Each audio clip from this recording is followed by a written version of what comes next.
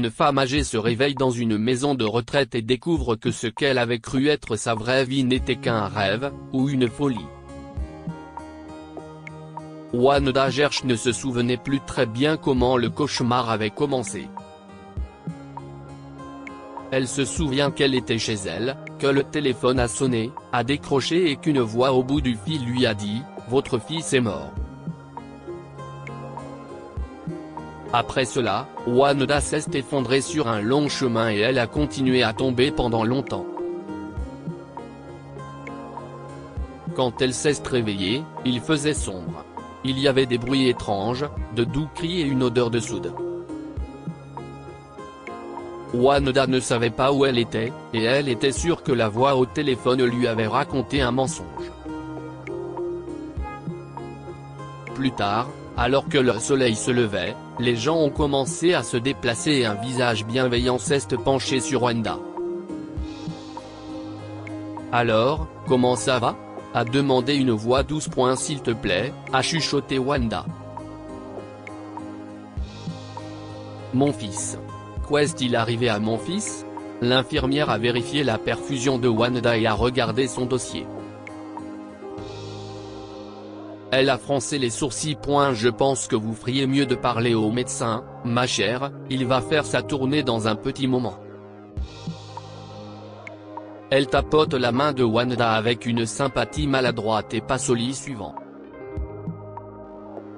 Lorsque le médecin est arrivé, il s'est assis près du lit de Wanda, a pris son pouls et lui a demandé comment elle se sentait.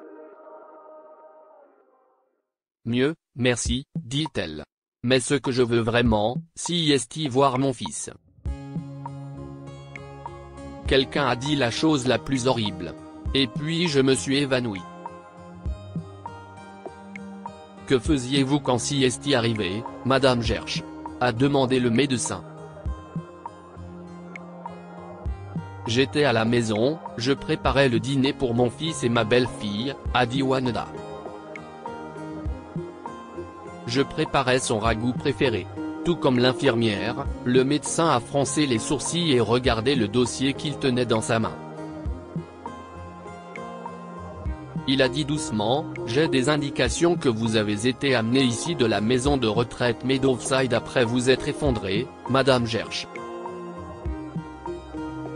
Il n'y a aucune indication de famille sur votre dossier. Mon fils. » s'est exclamé Madame Gersh. «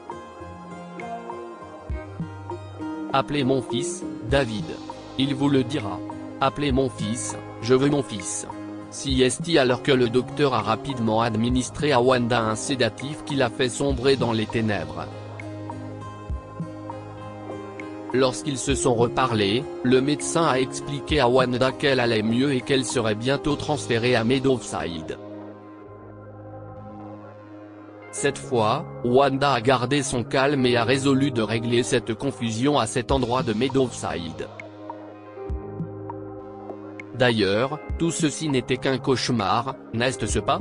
L'horrible coup de téléphone lui annonçant la mort de David, cet hôpital, l'histoire de la maison de retraite, tout cela ressemblait à l'un de ces horribles films d'horreur que David avait tant aimé lorsqu'il était adolescent, des films que Wanda avait détestés. Wanda est sûre que ce flou dans son esprit se dissipera bientôt, qu'elle va se réveiller et que tout va rentrer dans l'ordre. Une gentille femme en uniforme bleu l'installe dans un fauteuil roulant et la conduit au centre de soins Meadowside. On l'emmène dans ce qu'on lui dit être son ancienne chambre, où sont affichées quelques photos d'elle et de son mari dans ses jeunes années, mais pas de photos de David. Wanda se laisse border dans son lit et reçoit un comprimé avant de demander « Où sont les photos de mon fils ?» L'aide-soignante secoue tristement la tête et dit « Mais vous n'avez pas d'enfant, Madame Gersh. Votre nièce nous a dit que c'était votre grand chagrin. » Wanda a froncé les sourcils. « Ma nièce ?»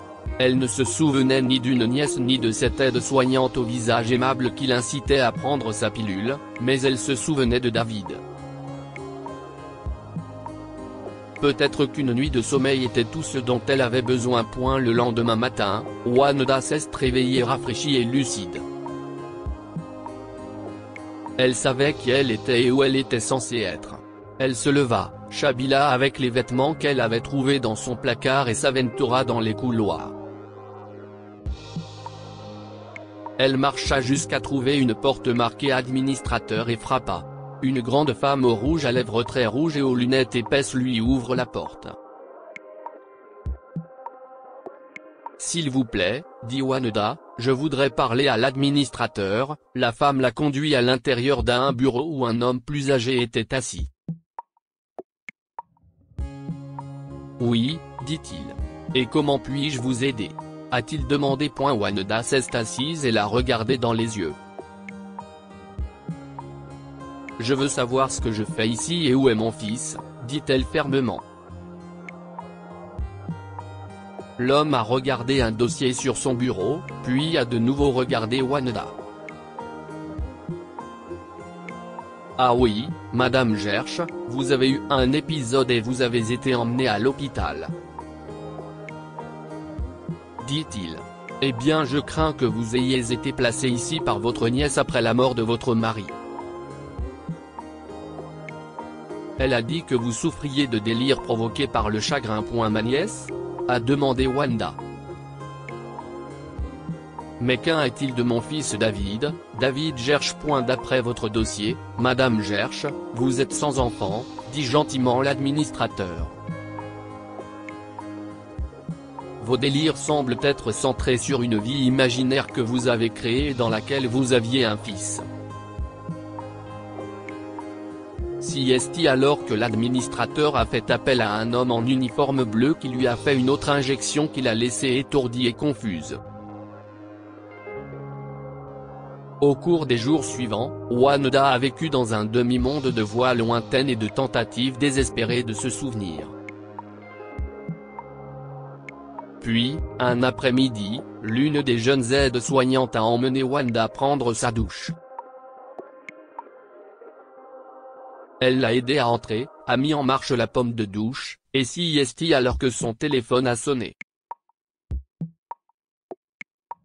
Elle s'est détournée et a laissé Wanda sous cette pluie chaude.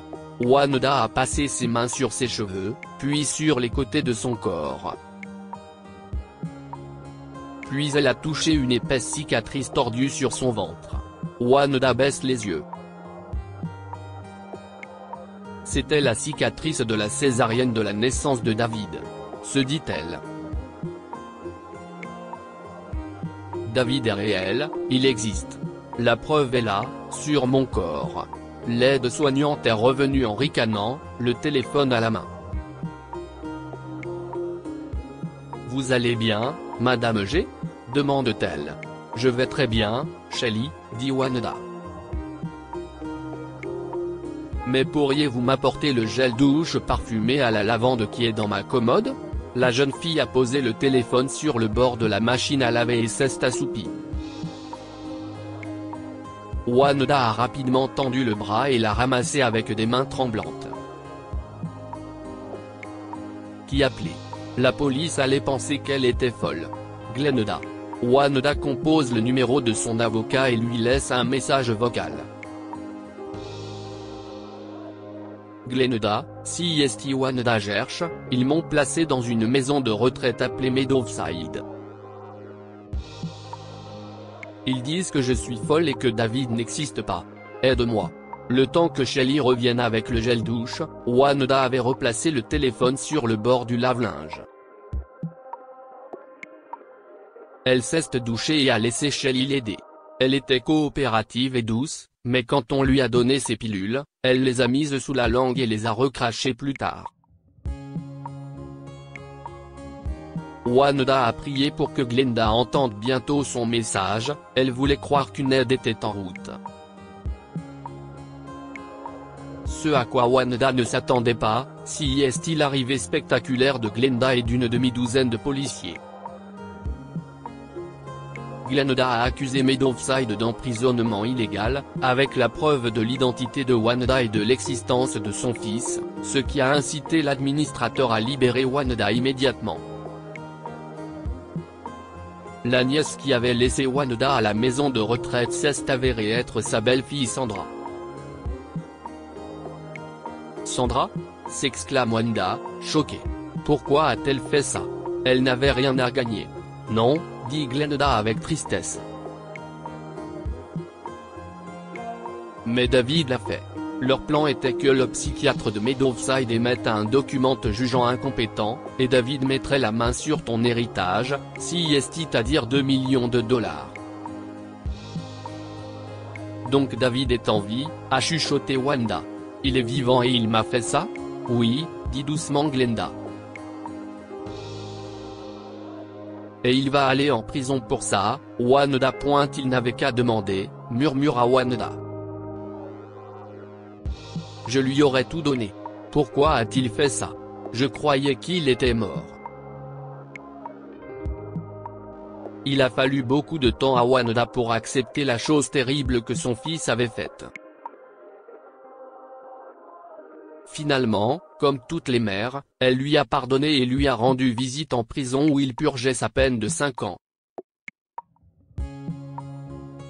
David avait profondément honte d'affronter sa mère, et lorsqu'il a été libéré, il est allé travailler comme bénévole dans une maison de retraite. Que pouvons-nous apprendre de cette histoire ? Le chagrin et la peur peuvent brouiller notre sens de la réalité. David et sa femme ont bouleversé Wanda en lui disant qu'il était mort et en profitant de sa confusion pour la placer dans une maison de retraite. La cupidité conduit souvent les gens à leur propre destruction. David était si impatient de mettre la main sur l'argent de sa mère qu'il était prêt à commettre un crime, et il l'a payé. Partagez cette histoire avec vos amis. Elle pourrait égayer leur journée et les inspirer. Si vous avez aimé cette histoire, vous aimerez peut-être celle d'un pauvre homme qui attendait l'héritage de son grand-père. Abonnez-vous à Mon Mama sur Google News.